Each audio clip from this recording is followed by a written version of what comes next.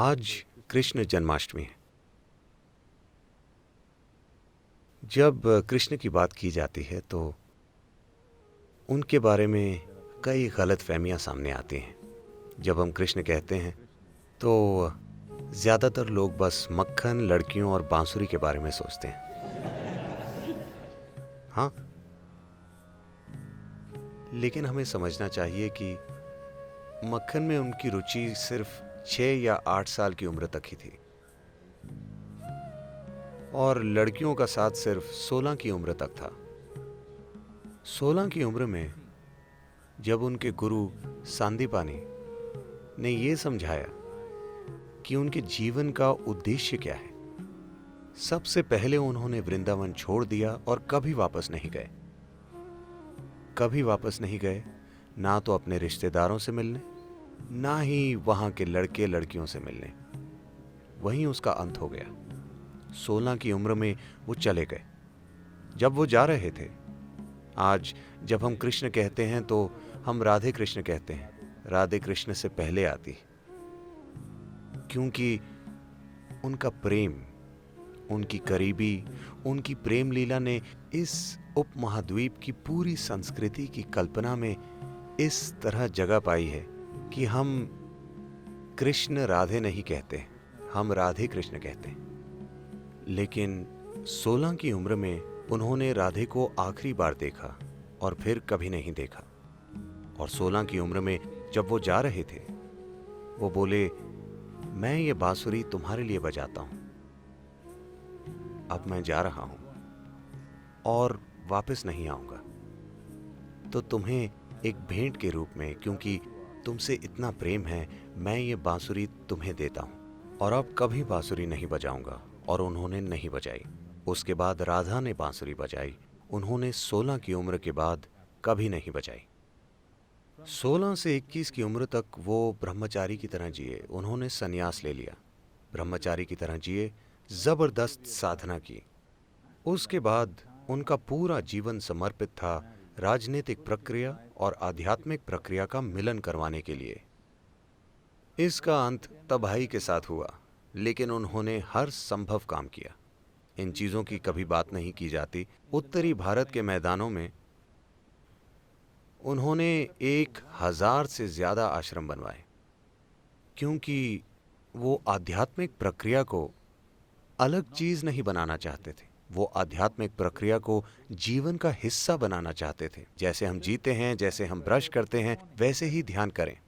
वो आध्यात्मिक प्रक्रिया को एक अलग तत्व की तरह नहीं, बल्कि जीवन की मुख्य धारा में लाना चाहते थे। विशेष रूप से देशों के शासकों के जीवन में, उन सभी देशों के जो उस समय मिलकर भारत बनाते थे। उनका मिशन था उस समय की राजनीतिक प्रक्रिया को आध्यात्मिक बनाना। तो साफ है कि उन दिनों की राजनीति लोकतांत्रिक नहीं थी। तो उन्होंने सोचा कि सबसे जरूरी चीज है, अगर शासकों तक आध्यात्म पहुंचे तो फायदा स्वाभाविक रूप से लोगों को मिलेगा। जो लोग दूसरे लोगों के जीवन को संभालते हैं, जैसे राजा या प्रधानमंत्री या आज के राष्ट्रपति या किसी कंपनी के सीईओ, क्योंकि उनके नीचे लाखों लोग काम करते हैं, जब आपके पास ऐसी जिम्मेदारी है तो हर विचार जो आप पैदा करते हैं, हर भावना जो आप पैदा करते हैं, हर काम जो आप करते हैं, वो लाखों लोगों की जिंदगी को प्रभावित करता है। जब आपके पास ऐसी जिम्मेदारी है तो ये बहुत महत्वपूर्ण है कि आप एक अच्छी स्थिति में हैं। आप क्या सोचते हैं, क्या महसूस करते हैं, वो एक ऐसे भीतरी स्थान से आना चाहिए जो लोगों की खुशहाली के लिए काम करे। अगर मैं एक सीमित नजरिए से जीवन को देखता हूँ तो हर विचार जो मैं पैदा करता हूँ, हर भावना जो मेरे अंदर है, उससे लोगों का जीवन बर्बाद होगा। वो काम जो मैं करता हूँ और विशेष रूप से वो काम जो मैं नहीं करता, जो मुझे करने चाहिए, उनसे लोगों के जीवन में जबरदस्त नुकसान होगा, है ना? तो उन्होंने सिर्फ शासकों पर ध्यान दिया। वो चाहते थे कि उस समय के राजा आध्यात्मिक हो जाएं। दुर्भाग्य से इसका अंत तबाही के साथ हुआ, कुरुक्षेत्र की तबाही।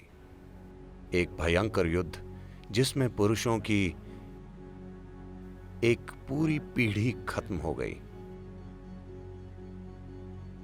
पर फिर भी हम उनकी पूजा करते हैं। हर वो चीज जो वो रचना चाहते थे वो असफल हो गई कुरुक्षेत्र युद्ध के साथ। एक चीज जो उन्होंने हर हाल में रोकने की कोशिश की वो था ये युद्ध, लेकिन सबसे भयंकर युद्ध हुआ और वो खुद, उनके अपने परिजन आपस में लड़े और एक दूसरे को मारा।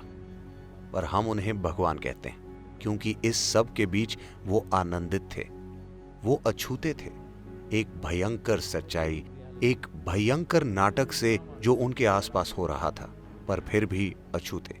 इसीलिए हम उन्हें भगवान कहते हैं। ये आप भी कर सकते हैं, है ना?